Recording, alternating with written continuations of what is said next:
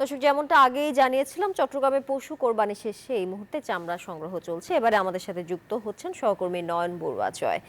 জয়, চামড়া সংগ্রহের সবশেষ কি তথ্য আছে আপনার কাছে, জানাবেন। আপনাকে এর আগের ঘন্টায় কিন্তু আমরা দেখানোর চেষ্টা করছি। দেখতে পাচ্ছেন মৌসুমী ব্যবসায়ী যারা আছেন তারা বিভিন্ন জায়গা থেকে চামড়া সংগ্রহ করে নিয়ে এসেছেন। তো এখানে আরও রয়েছে চট্টগ্রামের আতুরার ডিপো, আমরা যেখানে আছি এখানে বিভিন্ন জায়গা থেকে চামড়া সংগ্রহ করে এখানে এনে তারা বিক্রি করে। তবে মৌসুমী ব্যবসায়ীরা চামড়া নিয়ে বসে আছে। আড়তদাররা যে রেটে নেওয়ার কথা রয়েছে তারা বলছেন খুব কম রেটে তারা চাচ্ছে বলে আমাদেরকে জানিয়েছেন। এই কারণে চামড়া বেশি দামে তারা ক্রয় করেছেন বিভিন্ন জায়গা থেকে, কিন্তু চামড়ার দাম পাচ্ছে না এমন অভিযোগ তারা করছেন। তারা বলছেন যে সরকার যে রেটে চামড়া বিক্রি ক্রয় করার কথা বলেছে, কিন্তু সেই রেটে কিন্তু চামড়া তারা ক্রয় করছে না। আপনি কি আড়তদার?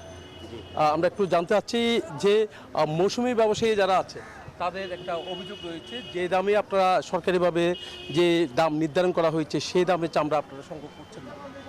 আমরা করছি না, সরকারি যেভাবে রেটটা দিছে ওইভাবে তো বেচা বিক্রি হবে না, বুঝছেন। সরকার দিয়ে সরকার আমাদের থেকে চামড়াগুলো লবণ দেওয়া কিন্তু তাইলে আমরা ওই রেটটা পাইতাম।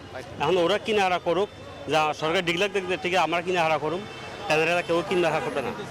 জি, এখন কিনে হারা তেমন বেশি করতেছে, এগুলো আমাদের ফার্মেট মাল কিছু মাল আসতেছে, এখন দাম টাম কাটতেছি না। বাজার এখন যে হারে বান্ডেল থাকলে প্রতি সেনমানিতে টাকা বাঁচবে।